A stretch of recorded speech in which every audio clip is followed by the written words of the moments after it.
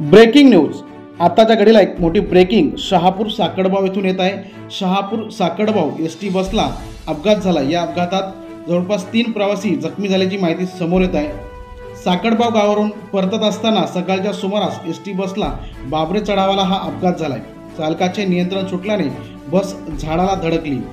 बसमध्ये जवळपास 100हून अधिक प्रवासी प्रवास करत असल्याची माहिती आता मिळत आहे। यामध्ये 3 प्रवासी जखमी झाले, त्यांना उपचारासाठी उपजिल्हा रुग्णालयात दाखल करण्यात आलेले आहे। नादुरुस्त एसटी बस या प्रवासासाठी पाठवत असल्याची तक्रार करत साकडबाव परिसरातील नागरिक आता संताप व्यक्त करत आहेत।